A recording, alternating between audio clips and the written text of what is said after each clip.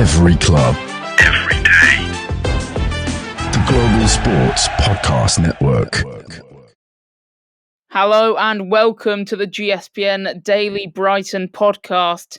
It's me, Jamie, yet again, and I am joined by my favourite co-host, Blessings Chibamba.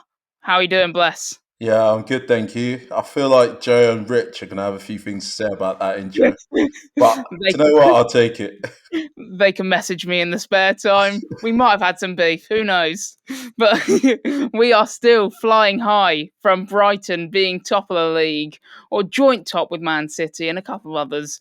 But we are here to talk about the tactics that were deployed during our win against Manchester United and some of the standout players. And there were a lot of standout players, if I don't say so myself.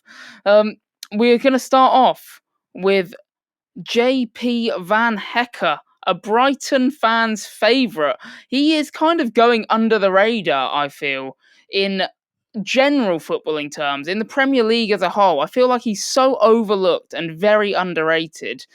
I think he is slowly emerging as one of the better centre-backs in the Premier League. Bless, what do you say to that? Yeah, I think yesterday was really interesting because he absolutely dominated quite a lot of the game, and United didn't have a focal point, but he was making tackles and stepping into midfield. He's really impressed me, and I think what's one noticeable change I've noticed with him. He used to be a little bit skinnier. I'm pretty sure he's filled out a little bit, and he's really put himself about. His tackling is brilliant. He does slide a lot. Remember, I've spoken on previous podcasts about slide tackles. I don't believe in them, but he gets the ball, so that doesn't matter. So yeah, he's really impressive. Do you think now can we say he's our best centre back? I think yeah, he is. The start of this season in particular, in the first two games, I know it's a very short sample size, but I think he has been by far our best defender as a whole. And central defender, I think he is the mainstay of the back four. I think we can't not play with him in it. Saturday's performance against Man United and against Rashford when he came up against him, he was dominant. Like every time, Rashford could not get past him. There were through balls going into Rashford for Rashford to run onto. Van Hecker was getting there first. There was times where I think it was like in the 16th minute, I think Gilmour gave the ball away and it popped out to Rashford. Rashford saw Van Hecker, probably kind of licked his lips a little bit, thinking, I might have the beating of this guy. And Van Hecker just stood his ground, solid tackle in there. And that was persistent throughout the whole 90 minutes. It wasn't Rashford's probably going home having nightmares about Van Hecker because that was an absolute world-class performance. He got a yellow card, and that was the only thing that brought his rating down. And even that was like a bit of guts and like him and Martinez squared up to each other. And you kind of love to see it. I'm not going to lie. I was thinking, go on, mate, hit him. Yeah, I'm glad he didn't hit him, to be honest, because that would have been a straight red. But yeah, no, it's so good to see because like Martinez is now getting this reputation of being a bit of a hard man. So when Van Heck is sort of pops his chest out and stands up against him, it's brilliant to see, like not backing down. But another thing that impressed me was how he is on the ball, which I think is so important for like what Hertz is trying to do.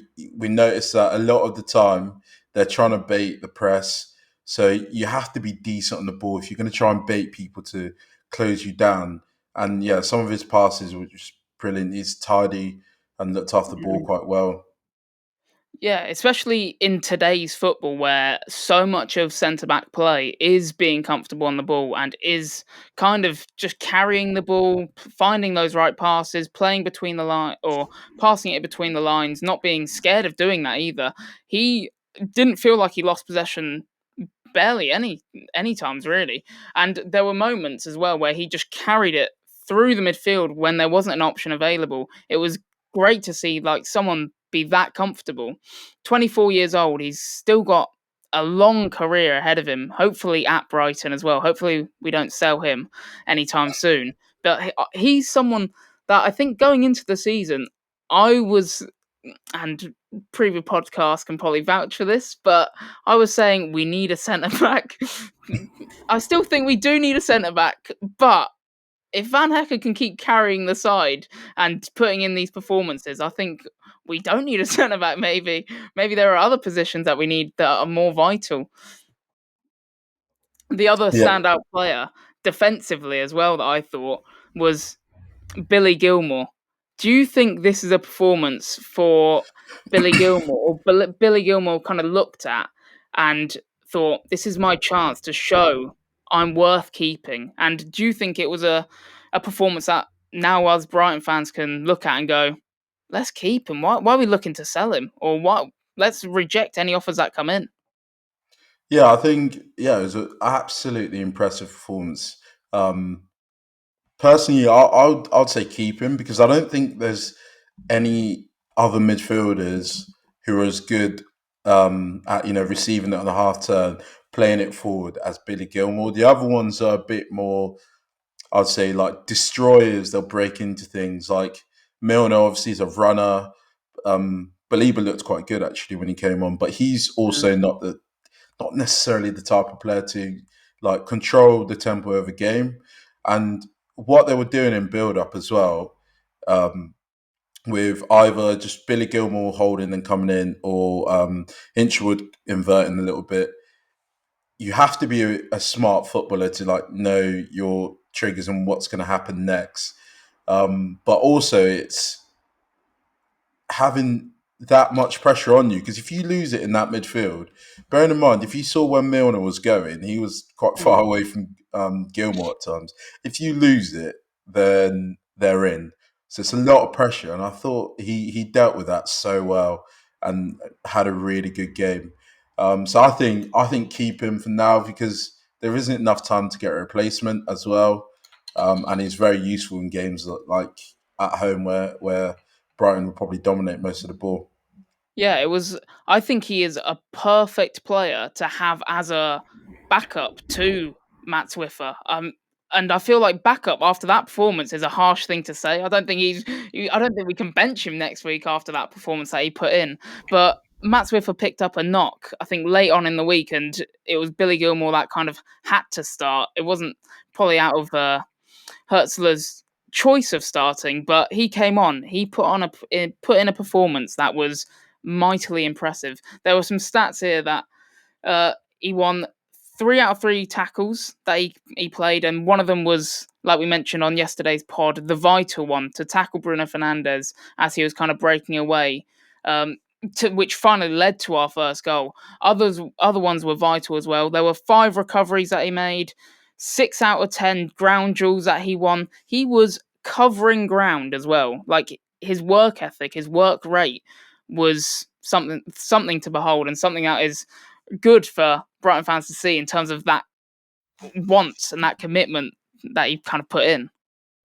Yeah, we normally like when we're thinking about Billy Gilmore, we don't think about his tackles or his defensive play. But yesterday's performance, he really did show how well he can adapt.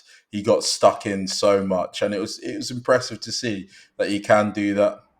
Do you think it's because of the opposition that we're against? Because obviously Bruno Fernandes is quite frail as well, or similar in size to Gilmore. He probably looked at him and thought, I've got the beating of this guy physically, maybe, that I can actually put in these tackles and shrug him off the ball.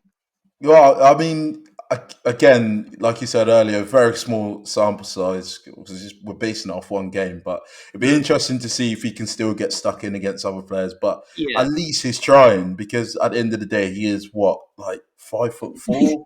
Yeah. He's a short guy, and he That's probably doing him a disservice. I mean, he might be about 5'7". Inches matter. yeah. But yeah, it'll be interesting to see how he gets on against other teams. That's a side of Billy Gilmore I thought I'd never see, but we saw it yesterday. Yeah, 100%. And after the break, we're going to be talking about some of our attacking players and what they brought to the table, or what they didn't bring to the table. Maybe Bless has got to eat some humble pie. See you after the break. Do you have a story to tell that the world needs to hear? Have you struggled with reaching new audiences who are engaged with your story? It might be time for you to start a podcast. Let me tell you about a platform we use here at Global Sports Podcast Network. Zencastr makes it easy to start a high-quality podcast built for growth from day one. With 4K audio recording from your phone and AI editing that automatically removes ums, ahs, you knows, and 22 other speech patterns, Zencastr makes it easy to start a podcast that sounds great. Ready to tell your story? Check out the link in the show description to learn more about Zencastr. And we are back, and we are here to talk about the attacking players. And first off, I want to start on a high note. TNT Sports man of the match, and what a performance it was. It was almost like his coming out party, and that is the man João Pedro. Bless, what did you make of his performance? Yeah, and I thought he was brilliant. I thought his player in and around the box is just so good. And what really impressed me is the way he can hold the ball up. Not by, I mean, he's quite tall and is little, not necessarily a big frame, but his dribbling so good that he can just hold that ball up. And when it does come to him, it sticks. And what they do as well, in terms of his position, is quite interesting. In build up, he like sort of drops into the left like half space, almost in line with Milner, but on the other side. Um, and from there, he can pick the ball up quite confidently and turn and drive into the defense. And most defenders in the Premier League do not like that. So yeah, he was an absolute menace. 100%. I think the thing I liked seeing about João Pedro's performance yesterday, and it seems like a clear impetus that Hertzler wants to kind of instill, is allowing him just to kind of roam the pitch. We saw him pick up the ball kind of wherever he kind of wanted, where he thought was best to receive it and then dribble at opponents. I mean, there was a chance in the second half early on, I think it was like the 54th minute, where Milner had a shot cleared off the line by Dalot. But that all started from, like you say, him picking up the ball really deep and then just driving forward. He kind of just pushed Martinez away, using that frame that he has to kind of just shrug him off. Elegantly dribbled the ball up the pitch and then just played the most beautiful through ball into Milner, where he kind of couldn't miss, but did pretty well with a chance, to be fair. Did end up missing in the end, but that was all stemmed from João Pedro's absolutely just the way he glides with the ball. That's the thing that sticks out with me. Every time I watch him, I think he is so natural on the ball. And what else do you expect from a Brazilian? Yeah, and I think it's interesting because I do remember parts of last season when he played as the like focal point nine, sort of Welbeck's position, and he did struggle. And I've said on this podcast as well, I don't know if that suits him um, that well, being the focal point, being the nine, he's going to finish chances. But it Yeah. seems like Hertz is getting the best out of him, and he's found the position where his skill sets can actually be on show and be really useful for the team. Yeah, the way he was just turning and driving, it was very impressive. And if you have a player like that in your team, and then you've also got the quick wingers on the left, on the flanks, you are going to cause issues. You're going to cause damage. 100%. I think the like you say, I don't think up top is his strongest position or playing as that false nine. I think he works much better as like a 10, kind of just picking up kind of what we saw yesterday. That's where I want to see him in Yeah. the future, is kind of picking up spaces, playing in behind the striker, and just kind of dictating play wherever he can.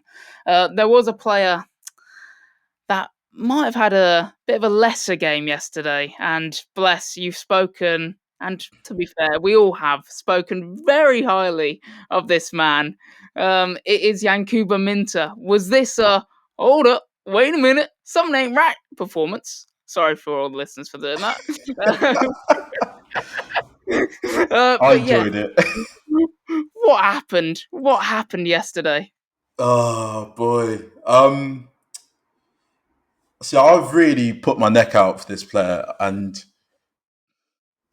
I think it'll be harsh to sort of retract everything I've said over one performance. So I'm not going to do that.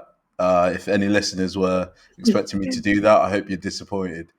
Um, but what I will say, I think he did look very nervous. I'm not trying to defend him because that's not right, but he did look really nervous. I felt like he was just trying to do too much, trying to do the extra touch or the shot instead of the pass, and that just affected his game. I think he's the type of player who really does rely on sort of being confident and being himself. And throughout that game, I think perhaps the challenge of Manchester United, it might have got to him a little bit. But yeah, not an impressive performance. But the caveat is we got to remember he's a young man and he will grow. So Yankuba Minter, I'm sticking with you. Do not worry. Yeah, I think it was a performance where the occasion potentially got a bit too big for him, or yeah, like you say, it was also his first home game that I guess matters. So that's probably another reason. And Hertzler still showed faith. I mean, there was a stat that came out in like the 60th minute on TNT Sports that showed that they were still putting the ball on the right hand side with Minter. I think 60% of the ball was still going on his side rather than Mitoma's.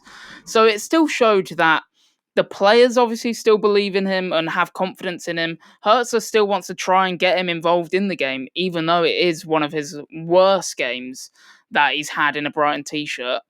But I think, Pat, is this potentially a moment where we put on the brakes slightly with our hype of Yankuba Minter, or are we just rolling with it next week and seeing it'll be back to normal next week? It'll be interesting. I generally wouldn't be surprised if he was back to normal next week. But I think we may have to relax in terms of expectations a Yeah. little bit, just because I think, uh, although in other games we've seen all these how skillful he is, how calm he is. Yesterday it was a massive wake up call that he's still quite raw as well.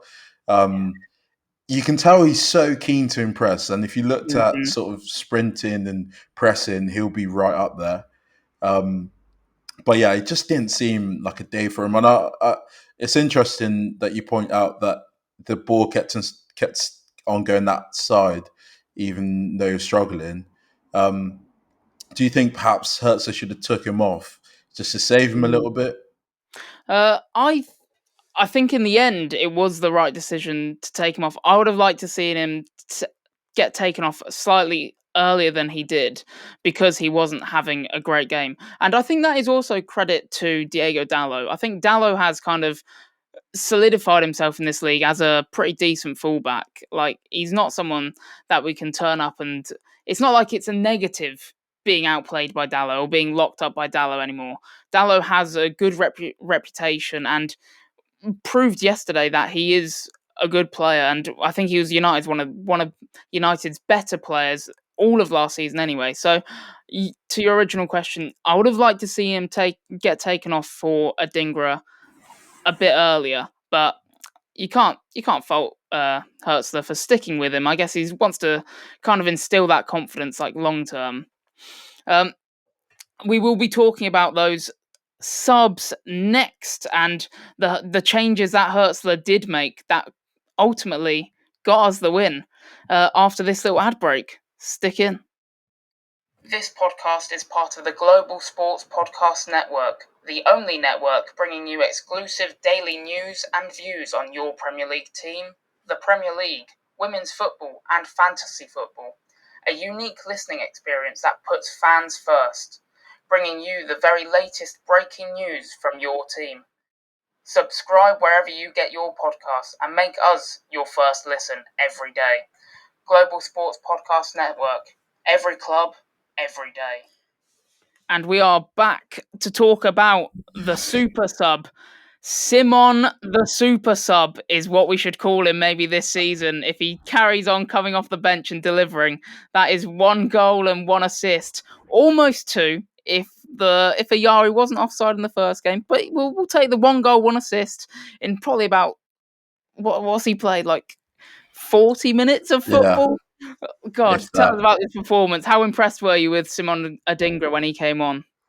Yeah, I was really impressed. Again, we have to take our hats off to Hertz for making the substitution in the first place, because what Adingra did with one opportunity was what Minter failed to do with multiple opportunities. So I've spoken on the podcast as well, said that Minter might be ahead of Adingra, but I think yesterday was a good indication of just like how valuable those minutes were for Adingra um, last season.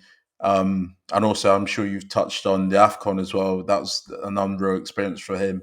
So Yeah. having that experience banked in, he really is coming along to look like a good player now.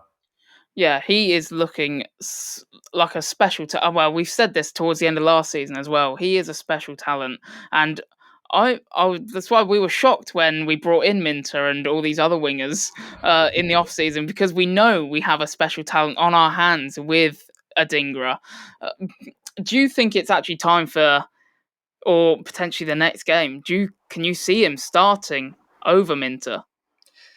Um, Perhaps, because I don't see Matoma getting dropped, and I think you've got to reward him for his form at the moment. Dingra, just like a goal against Everton and an assist to win the game. You've got to reward him with a start, and I think you never know, that could benefit Minter as well, coming on a little bit later on.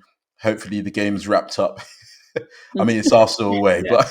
but um, Oh, don't worry, it's going to be wrapped up. We're going to smoke him, I tell you. I love the confidence. But yeah, I think that experience might be a little bit better for Minter as well, coming on with maybe less pressure or just a different circumstance of a game. But yeah, Yeah. for me, I'd have to start at Dingra. Yeah, I mean, I think it could also, in what you're saying, it could also suit Minter in terms of the fresh legs and the pace on a fullback that's played, or a left back that's played 70, 80 minutes. They will be tired, and that's potentially somewhere where Minter could capitalise. But the thing is, I think we mentioned it when we were watching the game together. It was just that one moment Adingra had where he looked up, played the ball to the back post to João Pedro. That was like completely different to what we saw from Minter in terms of the decision making. We spoke about on the yesterday pod how the disallowed goal from United came from Minter making the wrong decision in the box, deciding to shoot instead of squaring it to Danny Welbeck on a 4-on-3. Whereas Adingra, when he came on, made the right decision, saw the acres that João Pedro and 2 others were in on the back post, and made the decision to loft it over there for the winner. There was one other player that we got to see, and that is we got a little cameo, and a little sign of things to come, hopefully, from Jorginho Ruta.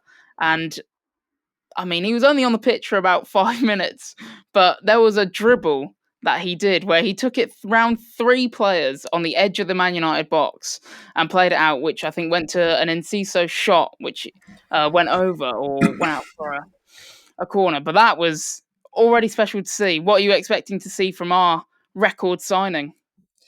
Yeah, I mean that little cameo was quite impressive, and I just think he is a little bit similar to the way João Pedro plays. Um, and I think Hertz likes that in the striker, that being able to dribble in and around the box, getting past players, linking play up, I think is exactly what he's looking for. And Root is really good at that. I can't remember. I think he got about 16 assists Mm, last season, something like that. I may be wrong. But he got a lot of assists last season. So hopefully we can see more of him coming on. And and in the last podcast as well, we spoke a bit about the depth. It's just so good now. It's like Daniel Welbeck's on really good form. Ruta's come in. He's a really good player. Hopefully, in the near future, or whenever he's back, Kevin Ferguson will be back as well. mhm. So, real options going forward.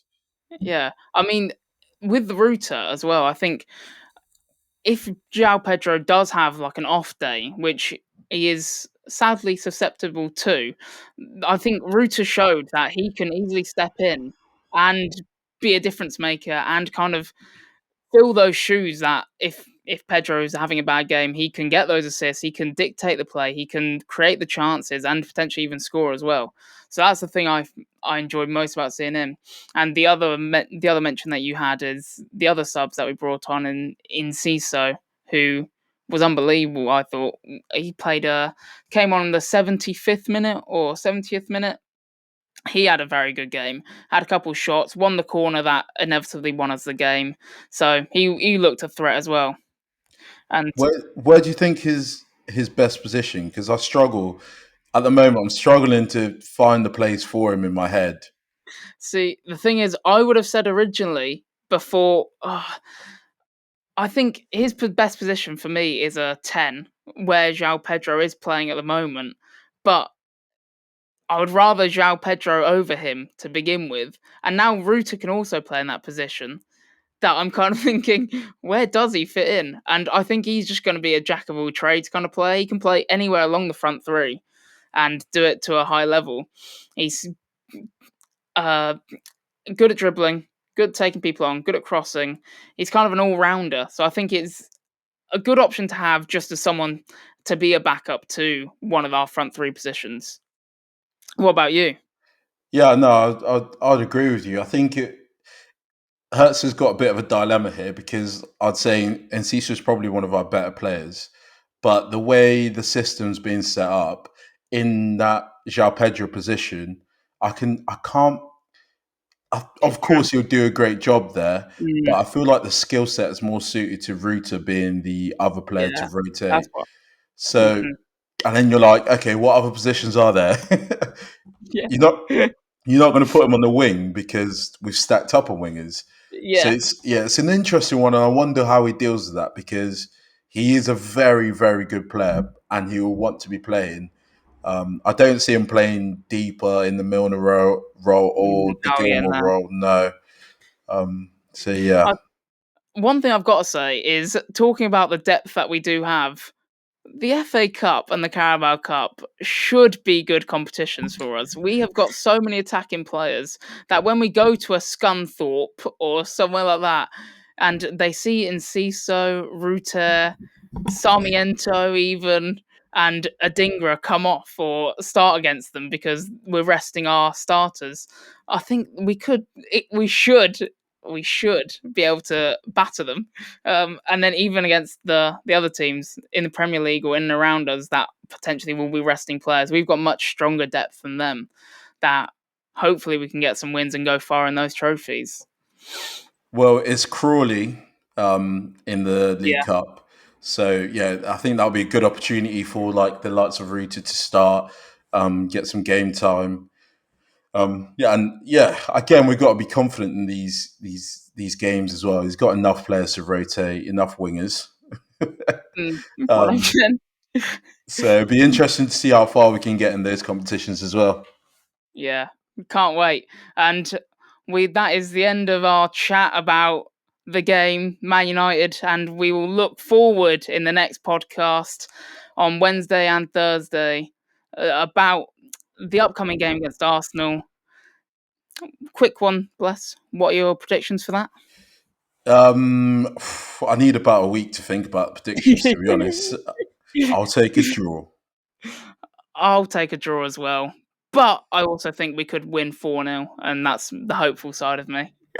And on that note, thank you so much, guys, for listening. It's been me, Jamie Guerra, and it's been Blessings Chabamba. Hope you've enjoyed listening. Thank you very much, and see you later. But Every club, every day. The Global Sports Podcast Network.